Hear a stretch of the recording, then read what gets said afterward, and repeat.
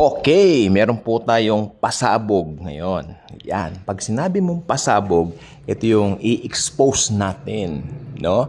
At ang purpose naman natin sa pasabog, magandang pasabog.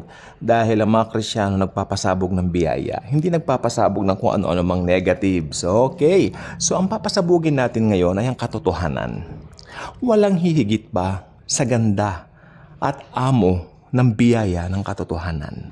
Ang katotohanan ika nga ng Panginoong Hesus, siyang magpapalaya sa atin laban sa mga maling turo, maling kinagis ng kaalaman, maling kinagis ng paniniwala, at mga bagay na pwedeng mag-bandage kahit kaninong tao na kung marinig nila mga maling turong ito, malamang sila po ay gagapos na nito. Okay, umpisahan po natin. Okay, so ito po ang papasabugin natin na biyaya, no? Ang i-expose natin ngayon dito, chapter. Tandaan niyo po last night, in-expose ko po yung Isaiah 53. Nakita niyo yung katotohanan ng Isaiah 53. Pag exposition po, babasahin natin buong talata. Buong chapter. Kabanata, tama ba ako? Kabanata ba ang Tagalog ng chapter? Okay. Okay pala, kabanata. Okay, so babasahin natin ang buong kabanata, chapter. Okay. Matthew 24. Siguro, lumaki mga mata ninyo. Matthew 24. Yes. High time na ito po ay akin na pong expose dahil medyo naririndi na rin ang tenga ko. Marami nagko-quote nito, ina-apply nila sa kapanahonan natin. Tapos kapag ka-i-correct ko, masama pa ako. Ako parawang apostate, ako parawang, di ba? Eh di wow.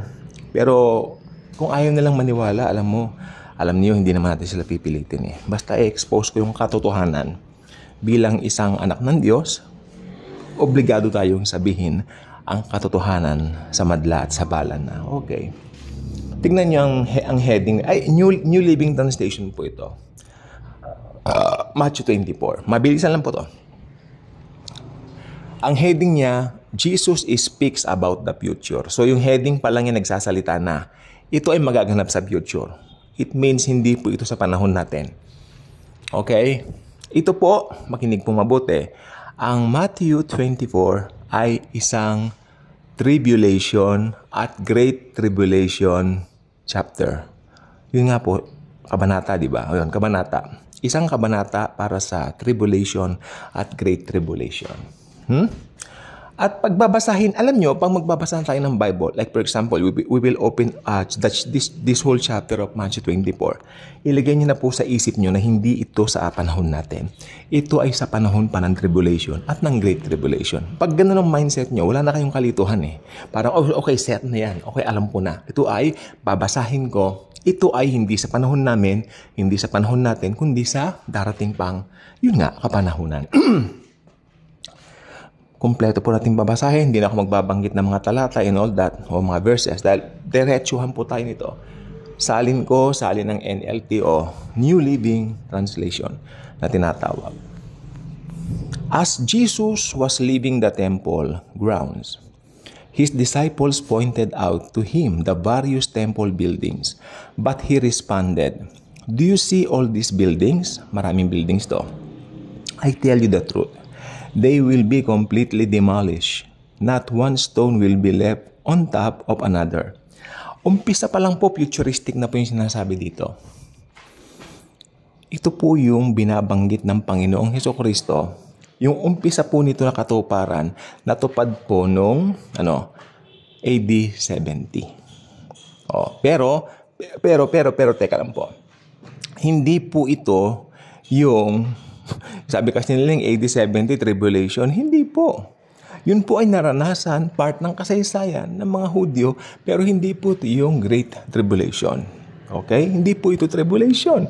Sapagkat isip-isipin nyo, kung tribulation po ito, di sana buong mundo naranasan. Doon lang sa Israel naranasan eh. Natupad po ito noong AD 70. Itong sinabi ni Jesus, "Do you see all these buildings?" Kasi maganda po, kamangha-mangha po yung pangalawang templo ni Haring Herodes na pinagawa niya. That's the temple Jesus knew, walked, and preached. He preached there his message of love, his grace, dun sa templo ni Herodes. Doon sa grounds, no, nandun ang Panginoon. Presensya niya nandun sa dati. Do you see all these buildings? I tell you the truth. They will be completely demolished. Not one stone will be left on top of another. So natupad na po yan noong AD 70. Pero ulitin ko, hindi yan tribulation at lalo na po, lalo nang hindi Great Tribulation. Later, Jesus sat on the Mount of Olives. Ito na po yung Olivet Discourse. Later, Jesus sat on the Mount of Olives. His disciples came to him privately and said, "Tell us, when will all this happen? What sign will signal your return and the end of the world?" Nakita po ninyo, tinanong siya ng mga disipulos nung nandun na sila sa Mount of Olives. So, ibang klase rin po ibang pagkakataon din po nung sabihin ni Jesus yung tungkol sa temple. Nauna po niyang sinabi yon. Kaya itong tanong ng mga disciples na later, sabi dito, later Jesus sat on the Mount of Olives. His disciples came to him privately and said, "Tell us, when will all this happen? What sign will signal your return and the end of the world?" Ito na po yung Olivet Discourse. Ito yung tribulation at Great Tribulation. I hope nakita niyo po yung great picture dito. Jesus told them, sabi ni Jesus, paano ba ito? Okay, inaan ko kasi akala ko naghang yung telepono. Okay, Jesus told them, "Don't let anyone mislead you, for many will come in my name, claiming I am the Messiah. They will deceive many, and you will hear of wars and threats of wars, but don't panic. Yes, these things must take place, but the end won't follow immediately." Sabi lang ni Jesus dito, ito na po sa araw ng tribulation, don't let anyone mislead you. Para po ito sa mga Hudyo. Okay? Tandaan niyo po, ito pong tribulation at Great Tribulation, ginawa ni Jesus para sa mga Hudyo na matitigas ang puso at para doon sa mga na left behind na hindi nagtiwala sa Panginoong Hesukristo as their personal Lord and Savior. Pero lahat ng believers during this time, wala na po din sa lupang ibabaw. Okay? Okay. So, sabi niya, ang unang binigay na warning ni Jesus, mag-ingat sa mga bulaang propeta. Don't let anyone mislead you, mga bulaang propeta. For many will come in my name claiming I am the Messiah. They will deceive many. Sa panahon natin, marami na po ito ngayon. Pero in particular po, sa panahon ng tribulation, mas dadami po ang magiging false prophets dahil po sa panahon pong yan, na nakuha na po ang church at ang mga tao talaga naghahanap ng katotohanan dahil takot na takot sila sa Antikristo. Kaya sa sobrang takot nila kung kani-kanino sila magtatanong, sasamantalahin naman niya ng mga taong yon at magpapanggap silang mga Mesaya. Kaya ingat din sa kanila, yung mga maiiwan. Sabi niya rito, ito pa, nation will go to war against nation and kingdom against kingdom. There will be famines and earthquakes in many parts of the world. Actually, ngayon pa lang po natutupad na po ito Pero mas matindi nga lang po sa darating na tribulation at Great Tribulation, ito po yung konteksto nito. But all this is only the first of the birth pains with more to come. Naku po, more to come. Ito na. Ito na po. Okay, di ba si Antikristo magpapatupad po siya ng 666? Right after that, kung ayaw mong magpatatak sa kanyang, yun nga, 666, yung kanyang microchips o kung ano man yan, kung anong format man yan, ikaw ay pupugutan ng ulo. Talaga pong pagpapupugot po talaga ang form. Kasi meron po sa Revelation na nakalagay doon at nakita ko nakatayo doon ang mga pinugutan sa pangalan ng Panginoong Hesus. Ito po yung mga tribulational saints. Sila po ay pinugutan talaga ng ulo. Yan ang form or way o paraan ng pagpuksa o pagpatay ng Antichrist doon sa mga tumatanggi na magpatatak sa kanya. Okay, yun po yun, no? Ayan. Ngayon, pag ayaw mo magpatatak at nahuli ka, sabi rito, then you will be arrested, persecuted, and killed. Ayan yung pugot. Pero langit ka naman.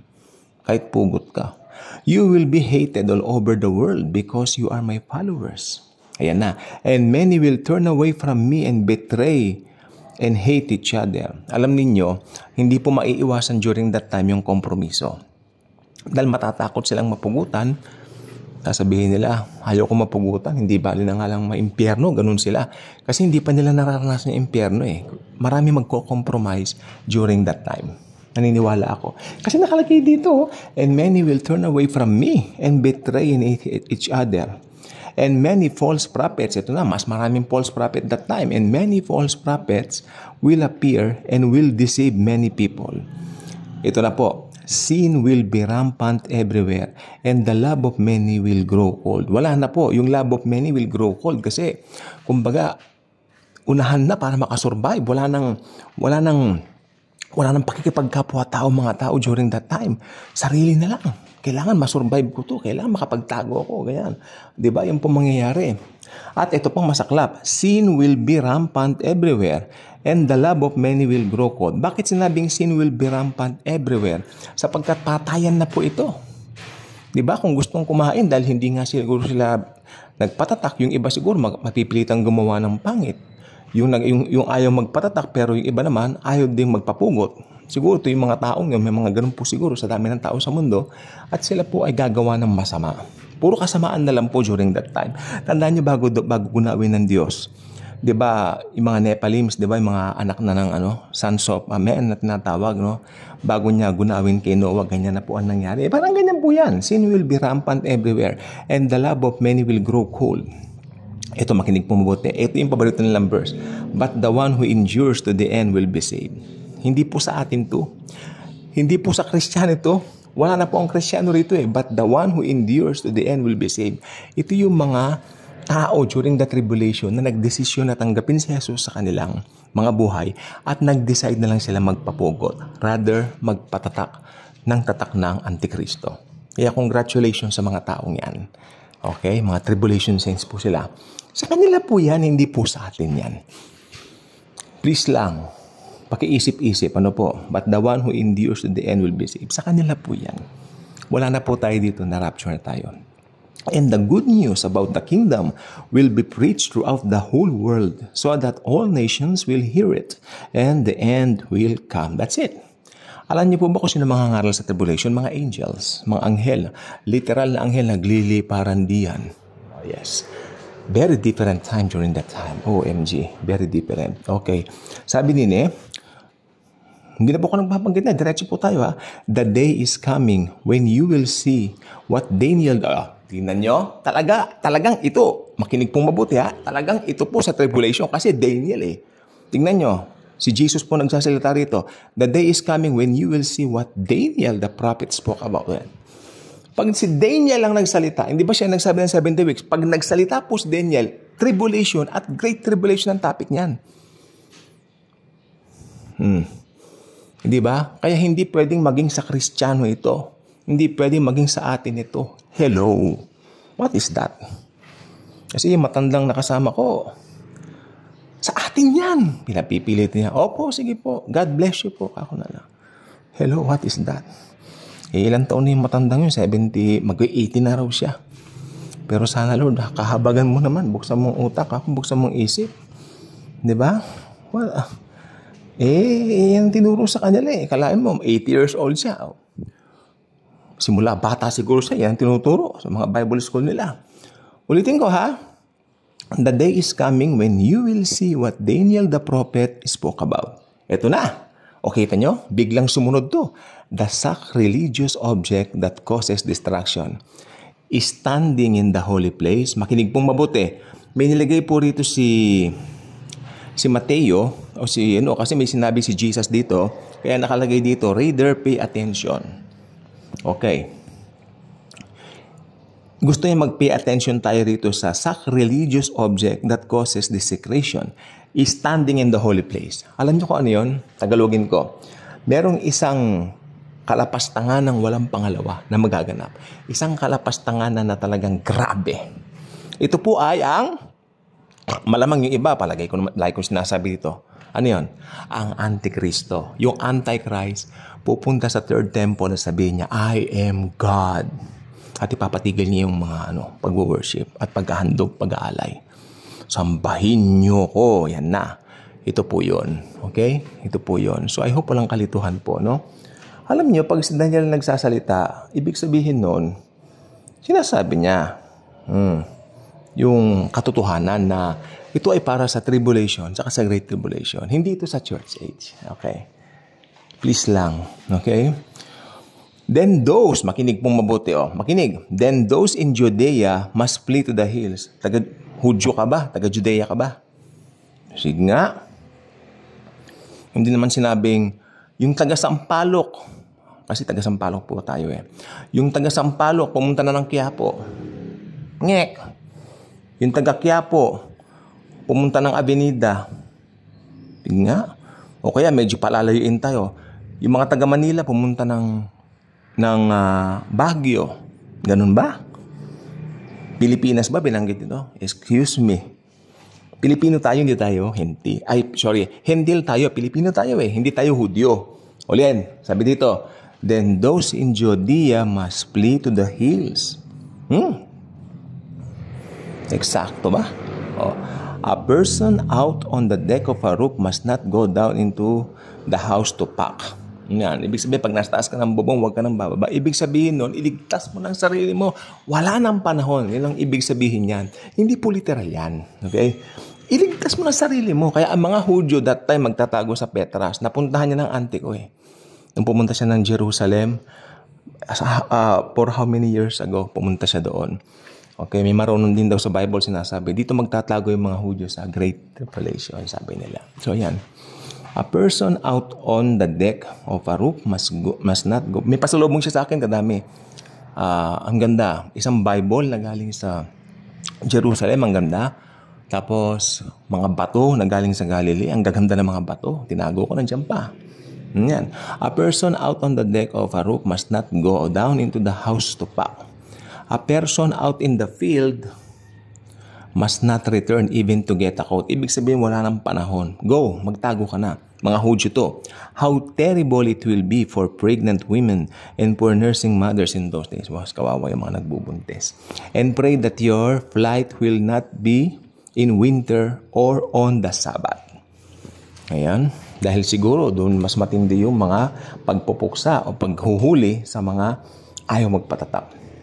For there will be greater anguish than at any time since the world began. O, kita nyo? Tapos sasabihin niya sa panahon natin ito ngayon, excuse me, hindi, no? There will be greater anguish than at any time since the world began. Ibig sabihin, walang katulad. Yung kapanglawan, yung takot, yung terror na idudulot niyan. Hindi sa panahon natin. Makinig pong mabuti, hindi yan sa panahon natin. Hello. Oh, and it will never be so great again. Wala na talagang wala na dahil gugunawin na yung mundo nun Diba? In fact, unless that time of calamity is shortened, ayan na, not a single person will survive, but it will be shortened for the sake of God's chosen ones, ang mga Jews, ang mga Hudyo. Makinig mo mabuti. During that time po, kaya sinabi na hindi siya shorten. Paano po yan na-shorten? Na-shorten yan kasi nag-second coming na siya. Dumating na si Jesus, kasama po tayo. At pinuksa na ni Jesus yung Antichrist sa kanyang hininga.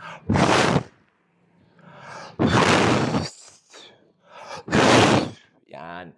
Pinuksa niya na siya. Okay, makinig po mabuti.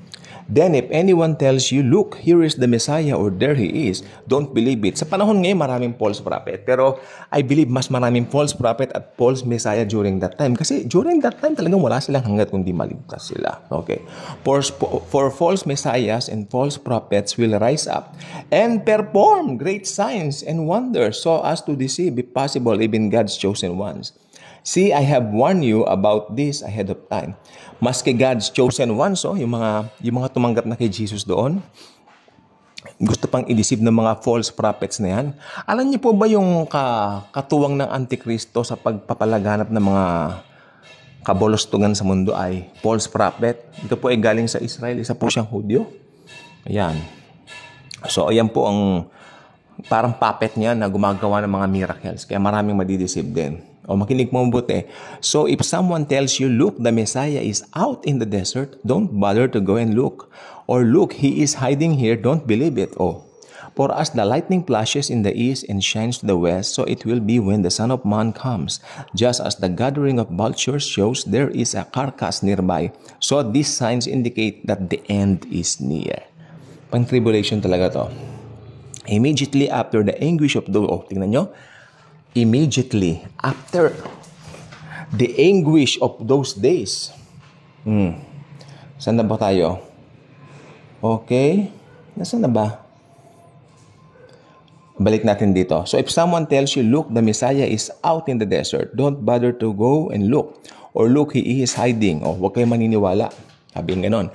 Don't believe it, for as the lightning flashes in the east and shines to the west, so it will be when the Son of Man comes. Just as the gathering of vultures show there is a carcass nearby, so these signs indicate that the end is near. Immediately after the anguish of those days, the sun, ito na, the sun will be darkened, the moon will give no light, the stars will fall from the sky, and the powers in the heavens will be shaken. Meron po akong aklat dito. Hindi na po ako magbabanggit ng anong relihiyon yun, alam niyo na. Isa po silang kulto. Sabi nila noong taong 1788, magugunaw daw ang mundo. At maraming naniwala sa kanila. Meron pa nga sila mga aklat nandito pa sa akin. Tawa ko ng tawa nung nalaman ko na yung rightly dividing the scriptures. Nung nalaman ko, grabe, 1788 feeling nila and tribulation na. Wala pang high-tech nun, di ba? Kaya ito po mangyayari pa sa future, sa tribulation. Mangyayari, the sun will be darkened, madilim yan. The moon will give no light, madilim yan. The stars will fall from the sky. Ayan. Tapos yung pinakamalakas na lindol, magaganap pa man din diyan. And the powers, ito makinig, and the powers in the heavens will be shaken. Yung pinakamalakas na earthquake, ano ba yan?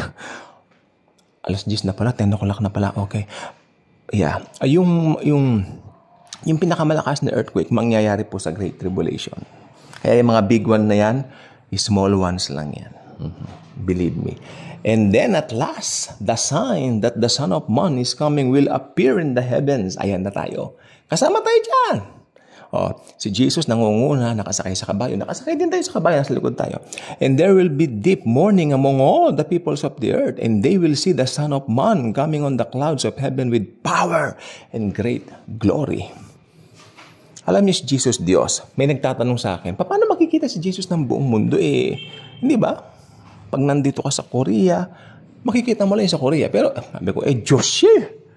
Yung nasa Korea, nasa Amerika, pag tumingala sila, makikita nila si Jesus. Diyos siya. Di ba? Ganun yun. Okay, heaven. Ayan na. And they will see the Son of Man coming on the clouds of heaven with power and great glory. Ayan na. And He will send out His angels with the mighty blast of a trumpet, and they will gather His chosen ones from all over the world, from the farthest ends of the earth and heaven. Ihihiwalay na yung mabuti sa masama. Yan. Binasa ko po sa inyo ang buong konteksto ng chapter 24 ng Matthew na pinagkakamalan ng ibang nagtuturo ng Biblia na ito po ay applicable sa panahon natin. Ha, ha, ha. Hello, hello, hello. What is that? Hindi po yan sa atin. Futuristic po yan. Bye-bye. Jesus truly loves us all.